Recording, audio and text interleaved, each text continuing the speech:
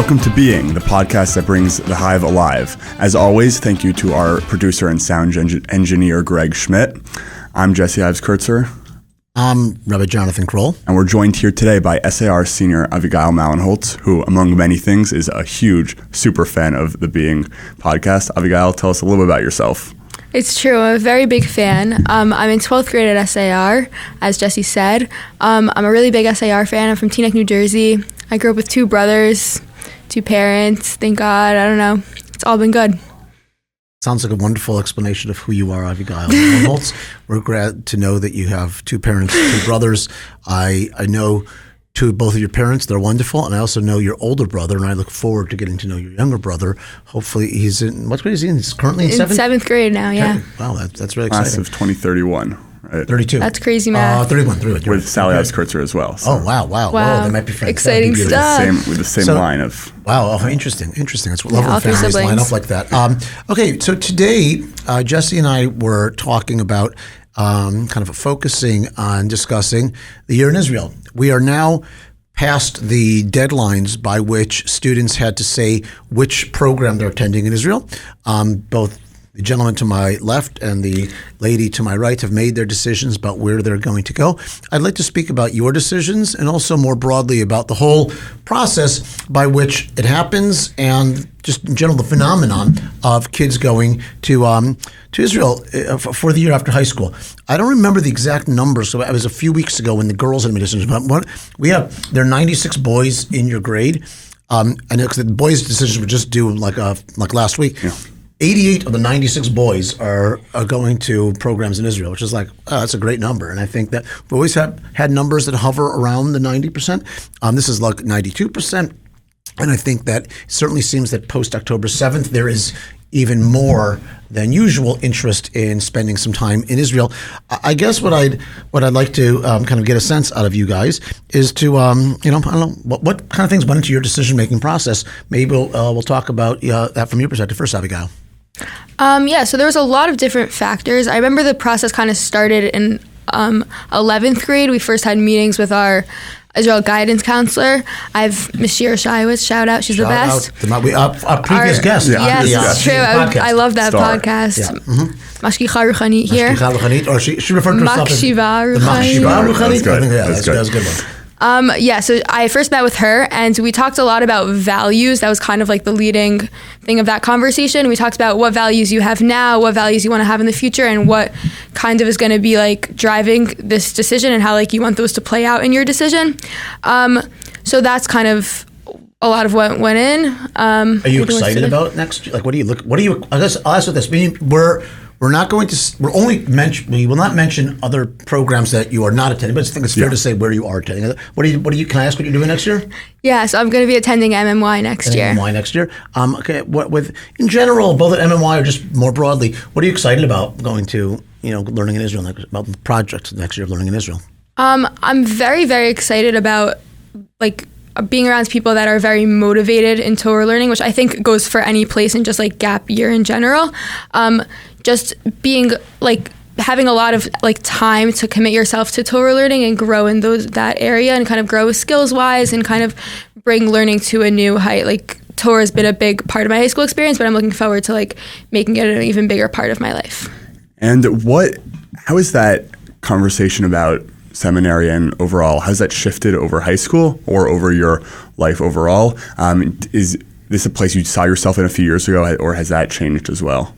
Yeah, so definitely not a place I saw myself a few years ago. But and for sure, my thoughts about Israel have changed a lot over high school. But that's mostly because I feel like I've come into myself over high school. I've kind of discovered more of who I am and what I like, who I want to be, what kind of people I want to surround myself with. Which one might even say it's not just what you learn; it's who you become. That is what one might say. Say that. Okay, I'm sorry, I think off the top of his head. Yeah. So I really think I found who I've become a person that I'm proud of, and there's things that I do that I'm proud of, and there's those kind of were the values that were driving my decision. Abigail, I'll ask you this, and then I can also share a little bit about what I think. Do you view this as a step in your overall religious journey that's continued on from your original BPY days to SAR, and then I believe you're going to Stern, is that correct, afterwards? Yeah, pretty sure, yeah. If you come back to America. We'll see. Who knows? And do you really view this as a step, or is it something that's a big shift in your life, or kind of get what I'm asking here? Yeah. So I kind of like, this is my overall philosophy in general. I think that people are people, and people aren't defined by the institutions that they associate with. That's something that's like very important to me. Like, I am really, really proud to associate with SAR, and I think that I like embody a lot of the values that it embodies. But I'm not SAR, and I'm not like, there's nobody that can be one single person that's a representative of every single thing SAR stands for, because our mission statement is more of a like prescriptive than a descriptive like thing.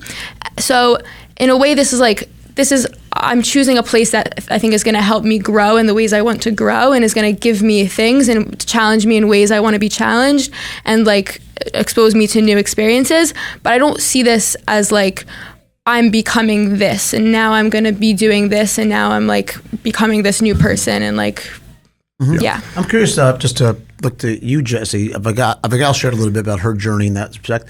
I'm curious, even if you can reflect on the same kind of questions Avigail was just thinking about, the extent to which, your path here was an obvious foregone conclusion from the time when you were in 8th grade. To what extent do you view your kind of stages next year and beyond as just like an obvious, logical progression, or is it a shift? And, talk a little bit about that. Yeah. So I'll just start by saying I'm going to Yeshivat Oraita next year, formerly of the Old City. And I think... What do you mean? Is it no longer there? They're actually moving. Yeah. The dorm is moving? I heard the dorm, the whole yeshiva is moving? They're getting a new Beit Midrash, so that was kind of a joke, but... They're having 2 Beit Midrash, I think, next year. One in the Old City and one in, like, I think... I don't actually know the exact location. Well, okay. Well, is this like a breaking news? Yeah, I didn't know this. I didn't know. You heard it here first. Jesse, what's the address? Tell me about the. I actually do not know the address. Oh, I didn't know that. Well, that changes a lot. But they're saying there's big things coming. Very nice new dorms. I didn't think a ton about yeshiva until maybe last year. My brother went to Oraita. He was pretty set on that. He had a lot of friends going. It made sense for him. I'll say personally, I am from like a more like conservadox background, which is like a little bit weird term, but my family belongs to a conservative shul. But like halacha is very important to us, and I have a very weird identity as part of like modern Orthodox community. So it wasn't really obvious where I would be going to yeshiva in terms of which places I could feel comfortable at, given my values and beliefs, and which places actually would accept me, especially because I really do care about having a real year at yeshiva I can really learn. And I had an experience where there was a yeshiva that I wanted to go to, and I had a conversation, and it kind of became clear to me that it wasn't really going to be a place that I was going to feel proud of who I am, not in the sense of I'm going to go around being like, oh, my shul doesn't have a mechitza, just that I would feel, I think, at times uncomfortable and at times not accepted. And I think I ended up choosing Oraita because I was able to know that I can do real serious Torah learning there, and also a place that I don't think I would feel constantly judged. So, yeah. Yeah, it's interesting. I mean, I would say, again, I'm sure the Oraita and whatever other yeshiva you're referring to probably would have opinions about this, but I think it's important to share from your perspective. It sounds to me what you're saying. Tell me if I'm understanding you right. It sounds like you felt that at Oraita it was much more about the learning, and of course they might try to be quote unquote makarev you. Who knows? Yeah. But but at the end of the day, you felt like the environment there is one you'd feel more comfortable in. And again, I would say like no knock on the other place you're looking at. You felt like maybe they're not looking to have as broad of a spectrum perhaps of guys learning there. That might be a lot what their goal or the mission is. And you'd rather go to a place where you're part of you and your family would be considered like part of like the values of the spectrum. Is that right? Yeah, I think it's partially true. I think I understand and accept, and it's not really an issue for me that I'm never really going to fully align with the values of the Orthodox institutions that I belong to. Even though I feel like a very valued member of SAR, I still have my differences, and and that's okay. And I chose to go on I chose to work in Yachad, which is also, and I chose to work in Mosheva and all things like this. But aren't a lot of people like you. You are really like, you don't fit into. He's a special one.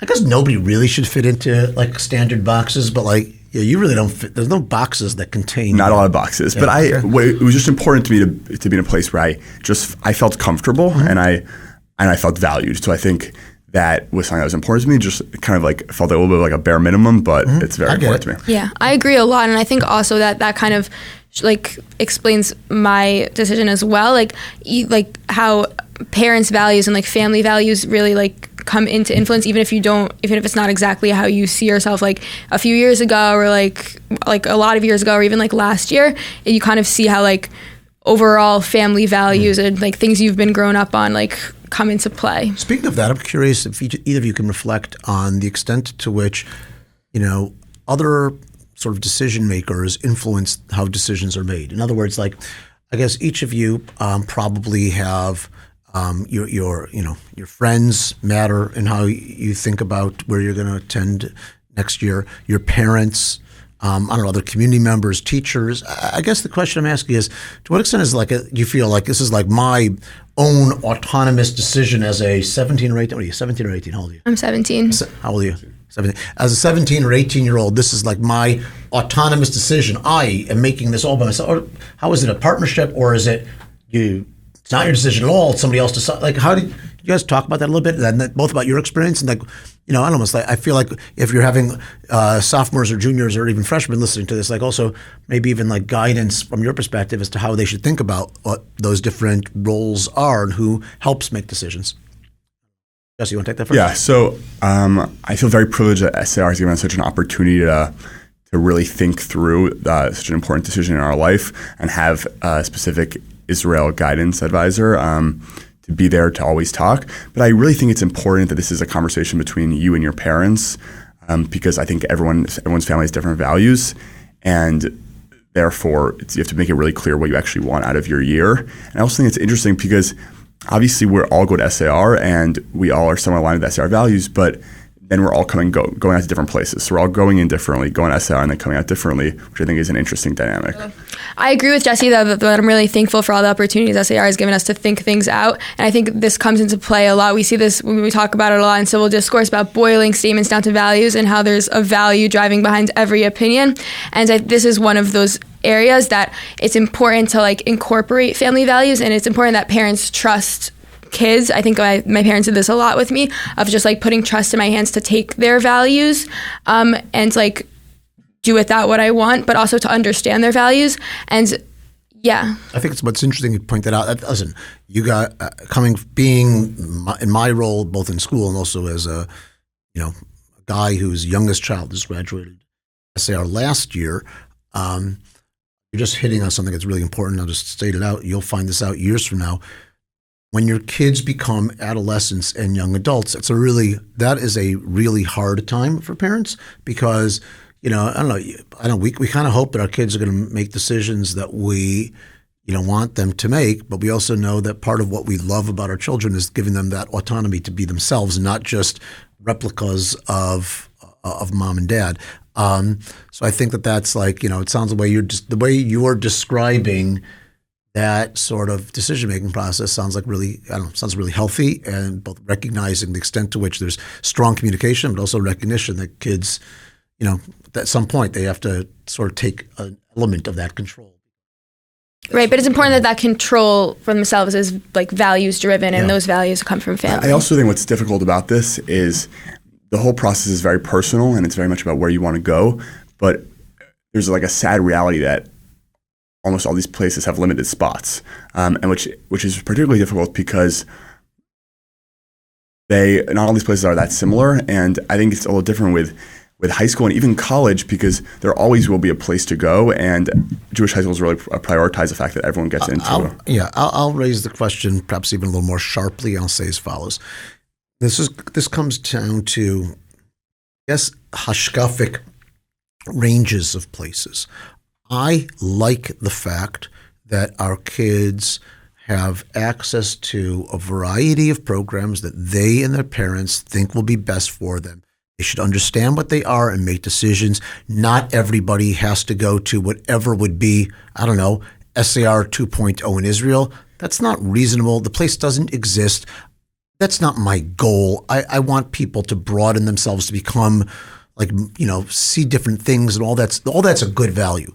That being said, there's a question, which is where are, within, I said the range, well, I don't think the range is infinite left and right.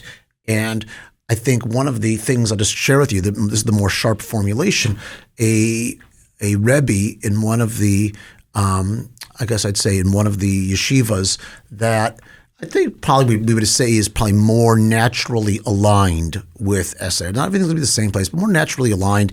It probably identifies more formally even as like a modern Orthodox yeshiva in Israel. It's a place that is, again, I'll name this positively and not name anything else with negativity. It's a place where the messages that you're getting from Rebbeim are not that you did something treif in high school by going to SAR. It's a place that is very much in favor of the strong Torah education you're getting here, along with the general studies. It buys into broadly SAR. So Rebbe there asked the question is, why do so many kids from SAR go to Haredi-leaning institutions? So, okay, I said, well, first of all, see what I just said a minute ago. I don't send people places. People make decisions, and I respect people's autonomy and their parents' autonomy. And not everything is made strictly by, I want to be in a replica of what I had for 4 years of high school. People are individuals. They can make decisions. And also, there aren't enough places that have spaces. You're going to Oraita next year. Yeah. We had 31 kids apply to Oraita. I think nine got in. Going. Yeah. Nine got in, and they're all going. And so there is, I don't know, if somebody's listening to this podcast and wants to plop down, $25 million and help me open up yeshiva in Israel that will replicate more of the SAR model, I'm all ears. I could be happy to make Aliyah and make that happen. But until that happens, there is limited space. And so I guess my question to you is, what do you think about what I just said about that range? What do you think about the fact that boys and girls will go to programs that might be a little more, I think it's generally, I'd say, programs a little more Haredi leaning than, I wouldn't say Haredi, I'd say Haredi leaning than what your experience is in high school. And I'm curious what you think that's like. Yeah, good, also bad, medium, I don't know. I think we're naturally viewing this a lot on the boys' side. Do you think that's the same, Avigail, on the girls' side? Because I think there is, I think it's a little bit different. I think also the seminaries versus yeshivas have a little bit different objectives, which I think is a big part of that. But can you talk about both the question Rabbi Kroll originally asked and also how it differs on the girls' side? Yeah, definitely. So with what Rabbi Kroll said, I think SAR is more of a place like the kind of, not the message I've got in high school, but something I've picked up on in high school from SAR is that like hashkafa, just like as a word, is like doesn't really have a definition, and just kind of, to quote Harav Aaron Lichtenstein, it's kind of an amorphous hobgoblin. Oh boy, that's yesterday's. Yes, that was Rabbi Kroll's class yesterday. Yesterday, a famous article about Judaism and humanism, and I think the amorphous hobgoblin that he was referring to with things like kavod brios, as well as. I think there was also the American legal system, reasonable doubt, I think was an amorphous hobgoblin, but indeed. Yeah, so I think hashkafa might be as well. I think it's very hard to define, and I think SAR, because of that like values-driven thing and how we like see a value behind every single thing, it's very hard to like put just a box on somebody, and we kind of see people more for like the individual decisions that they're making and the things that they're choosing. And I think that doesn't exactly translate into seminary and yeshiva. Like somewhere where a decision that I'm making in one area might differ like differently in a different area, and might like have a different hashkafic implication in like whatever that even means in a different area. And I think like this plays out with girls a lot. That I think especially like in terms of Gemara, which of course like learning Gemara, girls learning Gemara is very important here at SAR, but I think there are a lot of institutions in Israel for girls that aren't teaching Gemara, and I think that kind of draws the line, and it's very easy to like divide people up of like you're going somewhere where you learn Gemara, where you're going somewhere you're not going to learn Gemara, and that kind of like makes you think more of like content. Yeah. Content, I hear that. What do you think about that? I also think what's also difficult is on the boys' side. I think there are a lot of boys who I think view a future of a lot of religious growth, but also have a sense of, I'm proud of how I was in high school and I'm proud of where I am religiously. And I think a lot of these places have a little bit of a Kirov type push. I don't know if that's like the right word here, but definitely like a push to be whatever from or whatever that means. And I think that was very difficult for a lot of kids of knowing that they wanted to grow, but also knowing that they wanted to make their own decisions and come to these things on their own. But I definitely do think there's like a big gap in the market that I think is I think that also kind of shows like these, like even the boys they're not looking at this like whole year as, okay, now I'm making like flipping a switch and now all of a sudden I'm becoming firmer. It's more just like an SAR mindset of like what we've learned here of just like we take every decision at face value and we like decide everything on its own. One of the things Avigail pointed out, I think is really interesting, Jesse, I hadn't really been thinking about it before, is that the boys' programs broadly, the yeshivas, are pretty much the same basic curriculum. You're getting a steady diet of the foundational learning is Gemara Be'iyun, and then you're doing other stuff.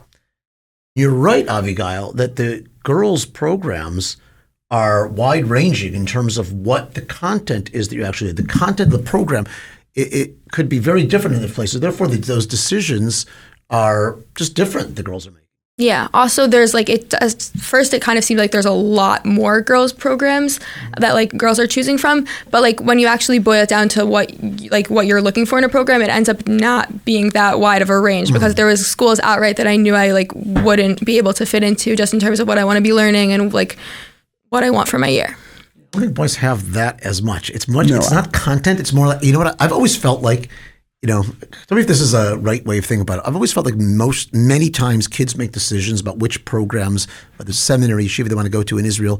They make the decision. A major contributing factor is you go to camp or older kids. Who's a camp counselor who I really think is awesome? And who you see yourself like. I'd like to be like that guy. How they wear their kippah. He's awesome. Where'd that guy go to yeshiva? I want to do what that guy did. Yeah. And sometimes girls also make the same thing. That girl is like, she's just great. And I'd like to be in a place that kind of like helps produce somebody with that sort of like outlook. Is that the way, do people think like that? I think people think like that. A word I heard going around a lot when we were making decisions was normal, of like, oh, she's normal and I want to be normal. So I like want to be like her. And there's these like camp counselors, I guess, are like role models that people see as like not normal. And it's like, oh, I don't want to go there because they're not normal. Okay. I'm not sure how fair that is, but I think I something else. I do think that's a real thing on the boys side of, I think a lot of boys had both of their parents talking to them through the school, but also an outside figure of maybe a cousin, older brother, or someone that went through the same process. I'll ask you, Rabbi Kroll. Obviously, not everyone who goes to Israel is going to yeshiva or seminary. There are a range of programs that are Israel programs but are not yeshiva focused. And I actually do think, though, I've thought this through a lot, is I think there is also another gap in, I think, especially on the boys' side, there should be programs that are able to do like either real learning in Israel or serious programs, but not necessarily sitting and in Beit Midrash. And what does it mean to send kids to programs that are not yeshivas, and how do you guys think about that? The way I look at it is as follows. You got to know who the individual kids are. If I have found that the yeshiva and the seminary programs are really excellent, they're not for everybody. If I think that a kid could thrive in a yeshiva or seminary program, I would try to help them find the place that best suits them and encourage them to go to that. I do not think that every kid in our school would thrive in an environment like that. And I think there are some really wonderful programs where we do send kids that are not the kind of traditional yeshiva or seminary, and that's great. Like those kids, and for those kids who would thrive there, we help them figure out where they're going to thrive. We want every kid to thrive in the place that they can thrive best in. But I also agree with you. I think that there is a gap. There is a gap in the market, and I think that there are some places that are filling that role. I don't want to make this into a name dropping of yeshivas. I don't want people calling me up and saying, "Why'd you mention this place and not mention that place?" I'm not doing that, but I do think that there is room in the market for additional programming that would meet that need. I also think that it can be viewed as like, oh, the frommer move or whatever is to go to yeshiva over a different program. But I actually think for like a lot of people, what's actually going to help their religious growth is not just sitting and learning Gemara for 7 hours. And I don't think that's the majority of people, especially at SAR, but I do think there's a population like that. I think I think you're right. I think there's some places that have come into the market over the past few years that are trying to meet that, and I think probably the market will demand that more of those places come up, and I think that's something that will continue to grow. That being said, I want to get back to one thing you mentioned. Like I mentioned, like tongue in cheek, a little bit joking, maybe someone's going to be trying to be Makari you, or you mentioned also about Kiruv. I just want to say for that, like I don't want to give Kiruv like a bad name at that. Like I feel like much of what I do in school is Kiruv. Yeah. I don't mean it like I'm trying to trick you, but there's nothing. I feel like I want kids to feel closer to their Judaism. And the idea of a kid saying, I'm happy with who I am in high school, I don't want to, like, that's not the right way to say it. Like, I want a kid to say, I'm happy with who I am in high school, and I'm open to, like, growing and thinking about who I am, and I'm not committed to, like, being stuck in my 17 or 18-year-old, like, mindset of who I am religiously. So in the same way that I don't want a kid in ninth grade to think like, oh, I'm stuck in a particular, I'm trying to, and the teachers in our school are trying to help you find your place to become closer to your Judaism. And that says we're all being Makariv people. Again, I don't want to say, it's not like nefarious, it's not trying to trick anybody, but it's trying to bring people closer to who they should become, who they'd like to become, and to what Judaism can be for them. So that's what I just want to put out there. I'm a fan of Kiruv and of broadening the definition of Kiruv to be like what we're involved in doing in any educational process. With that, Avigail and Jesse. Let's wrap it up. I just have one last question. Although we're now thinking really a lot about yeshivas and seminaries for next year, we still do a few months left in school year. And I started off by asking, Rabbi Kroll started off asking, what are you excited for next year? What are you excited for the last few months of your great question. Childhood? Childhood, wow, that's intense. I'm really excited to like kind of use my time wisely and kind of like take what I want out of my high school experience. I feel like there's a lot of like, there was in high school, there's a lot of like obviously they want us to learn history, they want us to learn math, they want us to learn all of this, and like I think all those things are great, and I think it's important to learn all of the things that they're pushing us to learn, but I think it's also like an amazing thing to be able to like choose what you're doing with your time and like and I feel like we've had more opportunities for that over the last few months. I want to hear what you say about Jesse about that, but also say I'd like to say strongly and clearly, it's a heavy misnomer that senior year is a waste. It's a heavy misnomer to say that, kids have the foot and a half out the door. Yeah, I have generally seen so much like learning, growth, and like, again, kids also, there's senioritis, of course, that exists, but senior year's great. Yeah, definitely. Also, like one more thing that I just thought of that like I think I'm looking forward to is like over the last few months of senior year, the school kind of like tries to like push their last like oomph of like, okay, like you can't leave here without knowing this. Like we have 2 whole classes committed to just that, Modern Israel and Jewish Identity. Shout out to Modern Israel and Jewish Identity. Yeah, it's really, really fun to learn like what SAR thinks is important and like what they think is like above all in the learning scale and like what you need to know. I'll say for myself, I've gone back and forth actually with this question in my head, and I was like, there's like a bucket list of things I want to do. My mom asked me this, and the truth is like I kind of just like want to be happy the last few months. Like I want to like enjoy my time and like feel proud of it. And yeah, thank you all for listening to being. Pleasure. Great having Avigail join us, Jesse. Yeah. Really wonderful. I've been looking forward to this for a while. We're happy to have you here, Avigail, and it's really been a pleasure talking with you, Avigail, and also with my co-host here, Jesse Ives-Kurtzer. Likewise. Hope you all enjoyed the Being podcast, and we look forward to seeing you again in the future. Have a great day, everybody. Thank you.